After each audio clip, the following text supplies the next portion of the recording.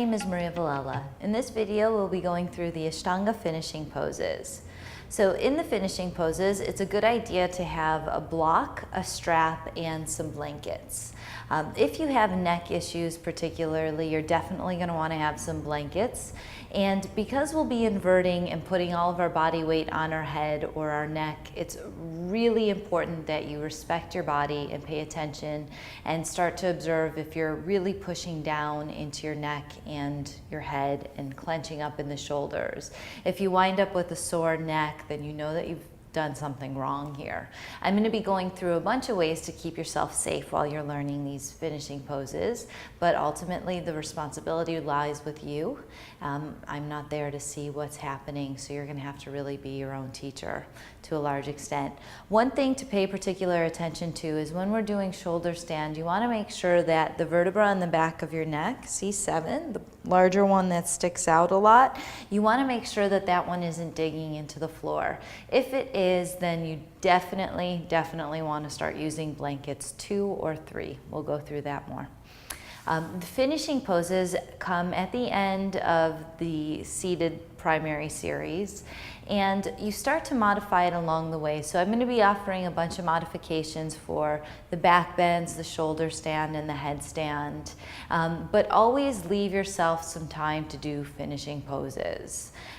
If you only have an hour to practice, then leave yourself at least 15 to 20 minutes to do some finishing poses as a rule. You always want to take a back bend, always want to do a forward fold to counter the back bend, always want to do a shoulder stand. If you have to skip anything, let it be headstand. Then always do your 3 lotuses or 3 forward folds at the end, and shavasana. Leave yourself 5 minutes for shavasana. Okay, so Urdhva Dhanurasana, we're going to start off with a prep pose of bridge pose. So I'd like you to have 2 blocks. One's going to go at the front of your mat, and also a strap. Just have a strap handy, and you're going to have it looped so that if it's open, it comes about shoulder distance. This one could be a little tighter. Okay, and you'll just have that handy on the side of your mat. You're going to take your feet outside of the block so that the feet are parallel, pointing straight forward. Then you'll lie down on your back, keep the other block on your side, and we'll take the other block in between the tops of the thighs. Get it all the way up to the tops of the thighs. Now, the purpose of the blocks is the one between our feet is just to keep our feet parallel. Very often when we start to back bend, the feet will either turn out, rarely do they turn in, but they'll turn out, or one foot will go to one side of your mat. We want to keep everything symmetrical, so keep one block between your feet, and then the other block is in between your thighs, and the purpose of this block is to remind you to firm the thighs in. As the feet start to turn out or go really wide, the knees will start to splay out and the legs come apart. That means that we're clenching our glutes when we're back bending, and that's something we don't want to do. So keep your feet touching the block and keep another block in between your thighs. We'll start off with bridge pose. You're going to press the back of your head and start to work the outer upper arms underneath you. So already you're starting to create an arch from shoulder to shoulder. Then lift your chest up towards your chin, and as you do so, press the feet and start to lift the hips up off the floor. Now, if you have a little more restriction in the shoulders, you're probably going to keep the hands just pressing the ground. If you can, you'll interlace the fingers and see if you can walk the outer arms underneath you a little more. And press the wrists down to the floor, press the feet down to the floor, and start to lift your hips up and reach your chest towards your chin. Now, don't try to flatten out the neck here. Try to lift the chin up just a little bit, so it's resisting away from your chest. And you'll take 5 breaths here.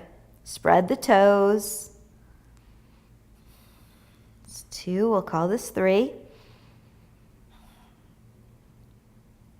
4. And 5. Now when you're coming out, you're going to release your hands and then slowly start to lower the hips down. Keep firming the block and release. So bridge pose is an excellent pose, and you can always stay with bridge if you feel like you have plenty to work on right there.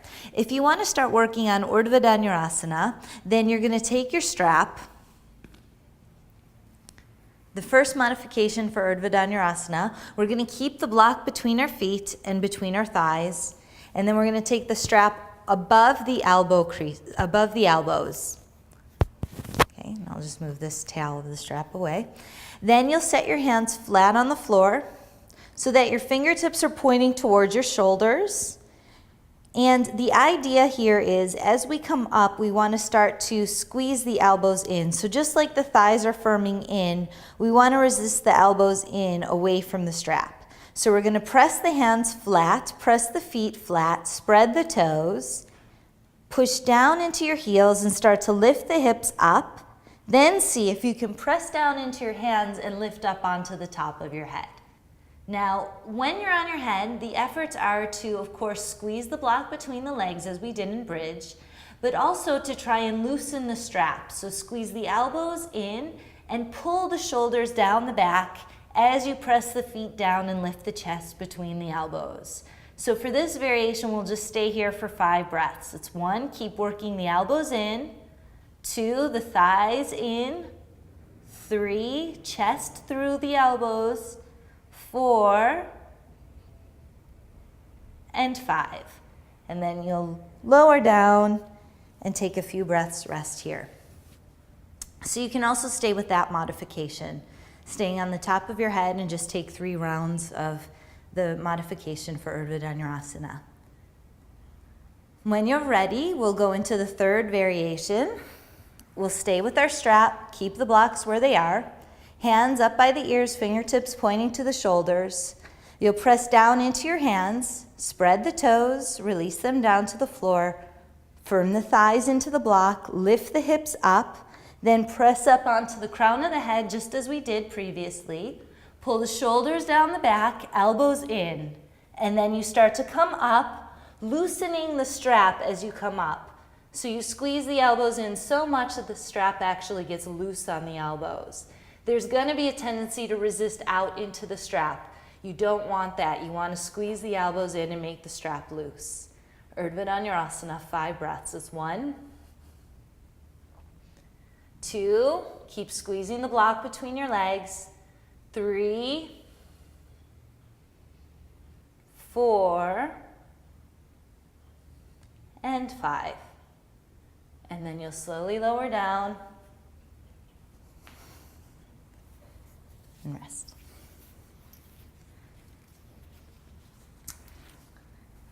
Then we're going to do this without the blocks, without the straps. So you can move the blocks over to the side.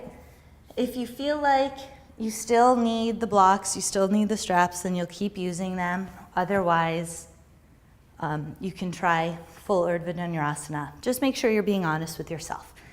So you set the hands up by the ears. If there was a tendency to splay the elbows out, clench the glutes and splay the knees apart, then you're going to stay with the blocks and the straps. Otherwise, feet stay parallel, toes pointing straight forward, toes spread, hands flat, elbows in, shoulders down. Press the heels, lift the hips. Press the hands, come up onto your head. Pause there, squeeze the elbows, pull the shoulders down the back. And then inhale, come all the way up into Urdhva Dhanurasana. 1, 5 breaths. 2, 3, 4, and 5. And then you'll slowly release and lower down onto your back. Straighten the hands, straighten the arms, straighten the legs. Chakrasana to get out of this. So you press your hands down, lift your feet up off the floor, start to sweep them up overhead, press through the roots of the toes, switch the hands up by the ears, just like we did for Urdhva Dhanurasana. Squeeze the elbows in, press the hands, reach through the roots of the toes, and come into Chaturanga. Inhale to upward facing dog. Exhale to downward facing dog. If Chakrasana isn't happening, you just work the efforts of Chakrasana, but you come up to seated afterwards and take a regular vinyasa. From down dog, you'll jump through to seated for Paschimottanasana. So 10 breaths in Paschimottanasana. Lift out of your low back. You can grab a hold of your toes, hands around the outer edges of the feet, take hold of a wrist, or you could just stay holding onto your ankles. Any arm position that feels good to you. 10 breaths. Inhale, lengthen, and exhale, fold. It's 1, 2, 3, 4, 5, 6, 7, 8, 9, 10. Inhale, look up. Exhale, release. And we'll take a vinyasa here. So cross the ankles, set the hands. Inhale, lift it up. And exhale to chaturanga. Inhale to upward facing dog. Exhale to downward facing dog. Look forward and jump through to seated. Salamba Sarvangasana. So we're going to take this with the blankets. If you ever feel any pressure in the back of the neck, the vertebra in the back of the neck digging into the floor, then you want to use 2 or even 3 blankets. So you get these blankets, fold them so that the folded side goes towards the back of your mat. Stack them. And make sure they're nice and smooth. The edges are nice and smooth. Your shoulders are going to be on the blankets, and then your head and the back of your neck is going to be hanging off the edge of the blankets. So the blankets are there just to elevate the shoulders so that you're not compressing your neck, your spine into the floor. Then you're also going to have a strap handy. Again, the strap is going to be shoulder distance apart, so you may want to measure it out now, and keep it to your side so that you can just grab for it once you're in shoulder stand. You'll lie down so that your shoulders are right up against the edge of the blankets and your neck and your head are hanging off of the edge. Press your hands down onto the floor, lift the feet up. You can go towards halasana here and then grab a hold of your strap, loop the strap around one elbow and then the other elbow. This is especially important for people who have tighter shoulders and have a tendency to let the elbows splay apart. Then work the outer arms underneath you as we did in bridge pose. Set your hands onto your back and sweep the feet up overhead towards shoulder stand. Reach through the toes, keep the legs nice and strong. Lift the chest towards the chin and breathe. And you would stay here for 10 breaths. Okay? And then when it's time to come down, you would just, after Karnapidasana, you would take the strap off your elbows and lower. If you're not using the blankets because it feels okay for you, and you know that you're not digging your neck into the floor, then you'll just lie down. There's 5 breaths here. 1, 2, 3, 4, 5. Then you press your hands, work the outer arms underneath you. Inhale, lift your legs straight up into shoulder stand. Take your hands onto your back, work the outer arms underneath you. Press the back of your head into the floor so you're lifting your chin, and then raise your chest towards your chin. and you'll take 10 breaths here. If you need to set up in halasana first, that's fine.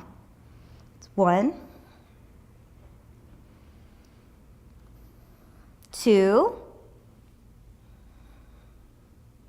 3, 4, 5, 6, 7, 8, 9, and 10.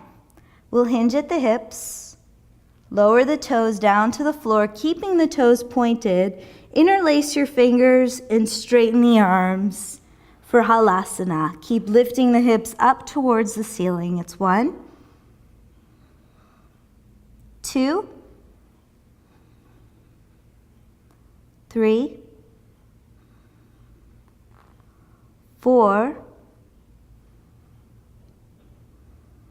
5, 6, 7, 8, 9,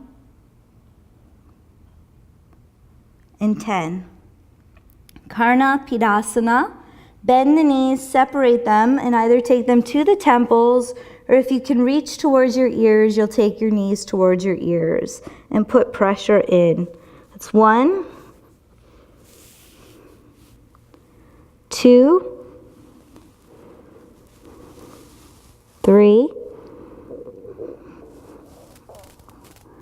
4, 5,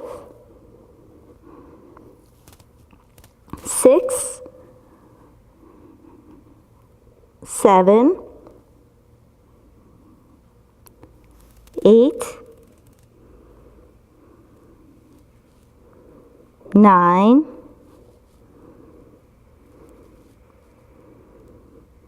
and 10. Set your hands onto your back. Inhale, you come back up into shoulder stand. Modification for Urdhva Padmasana is you cross the ankles and just hook the toes. From there, you can take one hand to your knee, see if you can balance, then maybe bring the other one up to your knee. If you want to try lotus, or you know that your hips are open enough for lotus, then you take the right leg into a half lotus, reach the right knee up to the ceiling, and then the left leg comes around towards the left hip. Okay, so it can be done without hands, but you can also try doing it with hands if you can't quite get there without them. So take the right leg down into half lotus. Keep your right hand on your back for support. Use your left hand to get the right foot in a little deeper. Then take your left hand onto your back. Reach the right knee to the ceiling. Bend the left leg. Use your right hand to lift the left foot up into the hip crease. Squeeze the knees together. Take your right hand to your right knee. See if you can balance there, and then the left. Once you have your hands at your knees, try to straighten the arms and lift the hips up. 10 breaths. It's 1, Urdhva Padmasana. 2, 3, 4, 5, 6, 7, 8,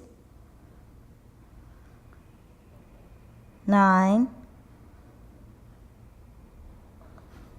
10. Pindasana. You're going to take your knees into your chest and wrap your arms around your legs. If you're working with the modification, the ankles crossed, then you could just wrap your arms around behind your knees. And we'll take 10 breaths in Pindasana. Reaching for your hands or your wrist. It's 1, 2, 3, 4, 5, 6, 7, 8, 9, and 10. Now we start to counter our shoulder stand sequence with Matsyasana, fish pose. Lie your arms down flat. Use them to help you lower down slowly. The hips drop. Then as you start to lower the knees, you take hold of your upper thighs, press your elbows, lift your chest up, and then lower onto the top of your head and grab a hold of your feet. If you had your ankles crossed, you can just do this with the ankles crossed, and then you can just stay holding on to your upper thighs and pressing the elbows to the floor. 10 breaths, that's 1, 2, 3, 4, 5, 6, 7, 8, 9, 10. Uttanapadassana. You lift the knees and the arms. You straighten the arms and the legs. Hold them 45 degrees and parallel. 1, 2, 3, 4, 5, 6, 7, 8, 9, 10. Release the arms, keep the legs lifted. Unhook your head. Sweep the feet up overhead. There's another chakrasana here. You can always rock up to seated. Press the hands, lift the feet up overhead. Switch the hands, so fingertips pointing to the shoulders. Reach through the toes and land in chaturanga. Inhale to upward facing dog. And exhale to downward facing dog. If chakrasanas aren't happening for you now, still work the effort of them, but you can ultimately just take a regular vinyasa where you rock up to seated and jump back to chaturanga, up dog, down dog. So headstand is another pose that can be kind of difficult for people strength-wise. It can also put a lot of pressure on the head and then compress the neck a bit. So we want to make sure that we're working a really strong foundation. If you know that it's going to be, if you have never done headstand before, you definitely want to come to the wall. If you have done it and you're not very stable, still keep working it with your back to the wall, just so that you stay stable and you know you're not going to flip over and hurt yourself. When you're taking headstand, you want to make sure that your outer wrist and your elbows are pushing down into the floor. As we come into a headstand and we start to lift up, there's a tendency to creep the shoulders up towards the ears and lift the wrists down, up. You want to actually do the opposite. Pull the shoulders down the back away from the ears and press the wrists down towards the floor. So your elbows are shoulder distance apart, no more than that. Your wrists are down on the floor, and you want to keep your wrists pretty close together. You can have a little bit of space between your wrists so that your head can fit there, but from your ankle, your wrist shouldn't buckle out. You want to keep them in. So your hands to your elbow, this is all here a straight line. Press down into the wrist. You're going to take the back of your head into your hands, and you're going to be rested right on the top of your head. So in front of the very peak of your head, but not quite at the hairline. You want to be further back, so right on the top of your head. If you were to measure, it would be kind of like where the top of the apex of your ear the highest point of your ear would meet at the top of your head. And you're going to place that part lightly on the floor. Curl the toes under, pull the shoulders down the back away from the ears, press the wrist down into the floor, curl the toes under, lift the hips up, and this may be your pose. You may stay with this dolphin prep, and it may be difficult to get your legs straight, but with time you'll get the legs straight and then start to walk the feet in. As you do so, keep bringing your upper back in towards your body as you press the upper arms back and the wrists down. This could be your pose, and you could stay here for as long as you can and then rest in child's pose, or you can practice coming up. If you're practicing coming up, keep your upper back pulling in, your upper arms pressing back, your wrist pressing down. You can take one foot off the floor and then try to take the other one. This you would want to do with the wall behind you.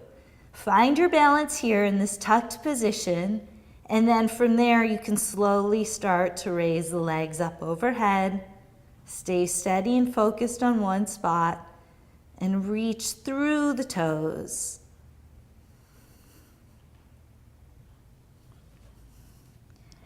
Other way is just to walk your feet in as far as you can.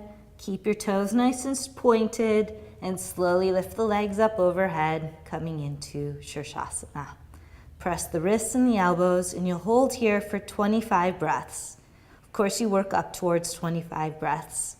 It's 1, 2, 3, 4, 5, 6, 7, 8, 9, 10, 11, 12, 13, 14, 15, 16, 17, 18, 19, 20, 21, 22, 23, 24, 25. And then you lower down halfway until your legs are parallel to the floor. 10 breaths. It's 1, 2, 3, 4, 5, 6, 7, 8, 9, and 10. Inhale, come back up. And exhale, you lower down to child's pose. You just rest here as long as you need to. At least 5 breaths. 1,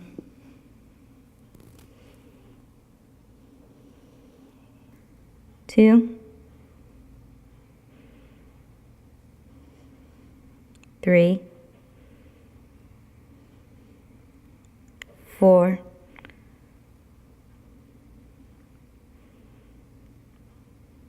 5. You can always stay here longer. And then from there, you'll take your arms forward, hands shoulder distance apart, and come right to Chaturanga. Inhale to upward facing dog. Exhale to downward facing dog.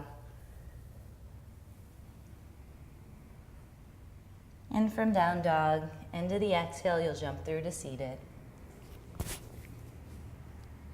And then you'll take your legs back into Padmasana. So if you're working into Padmasana, you'll press through the roots of the toes, take the right leg into Padmasana first, Ardha Padmasana.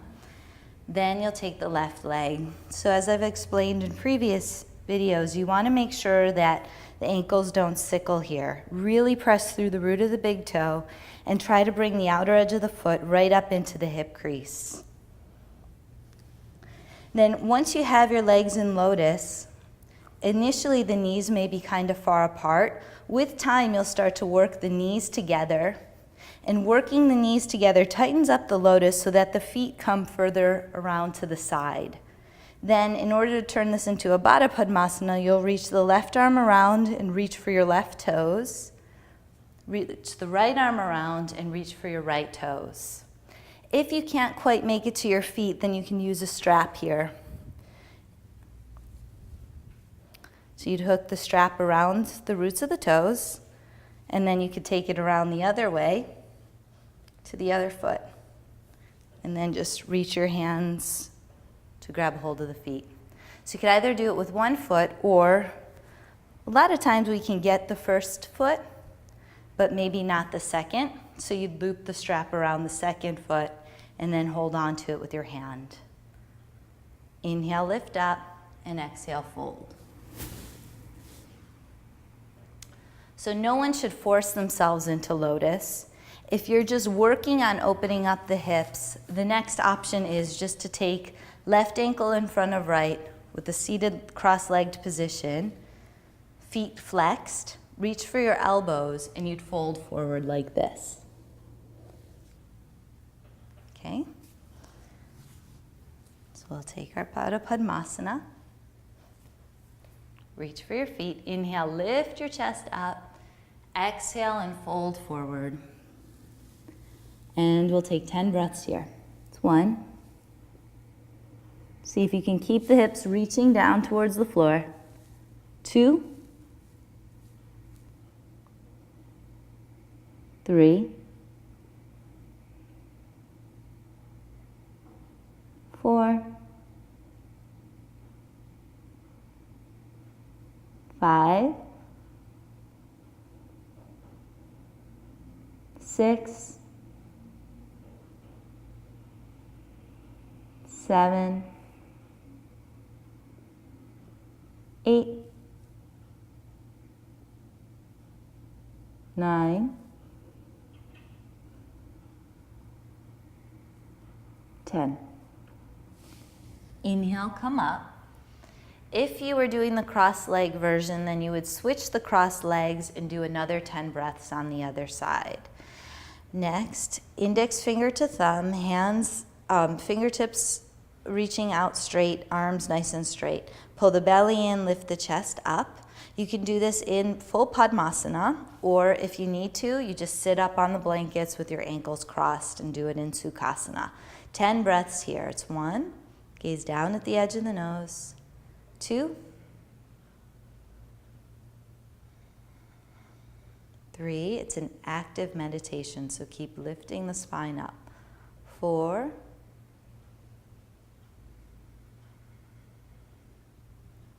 5,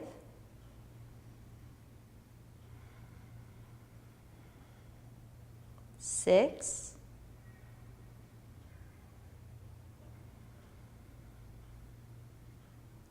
7,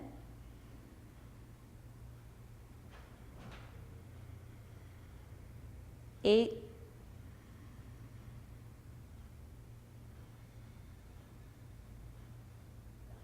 9,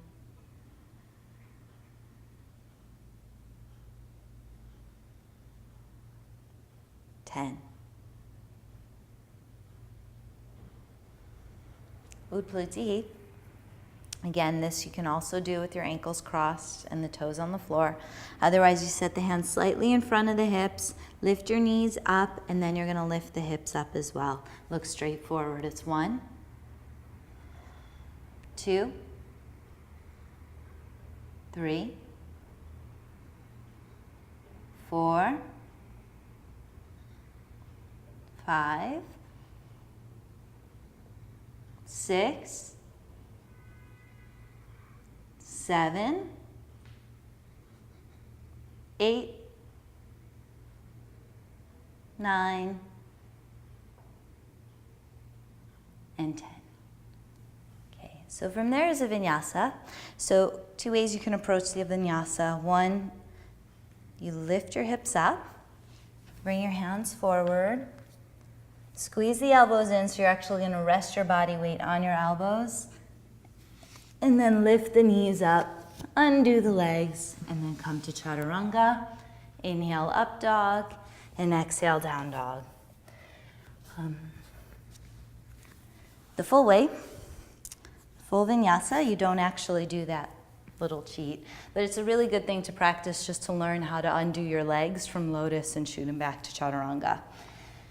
Otherwise, you can just cross the ankles or take the legs into lotus, squeeze the knees in, set the hands slightly in front of the hips, lean forward, inhale, lift up, and exhale, chaturanga. Inhale, up dog, exhale, down dog. And from down dog, you'll look forward and jump through to seated. And Shavasana. So always leave yourself time for Shavasana. Minimum 5 minutes is a good rule of thumb, but you can always take more. 10, 15 minutes is fine. So lie down on your back. Your legs are just going to be relaxed. Palms faced open to the ceiling. Shoulders underneath you. You can stop Ujjayi breathing now and just go to normal belly breathing. So let the belly rise and fall with the breath. Let the breath be relaxed.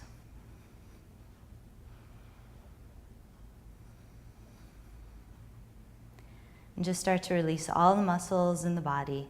Scan your entire body and see if you're holding on, and just try to release them. 0 effort here.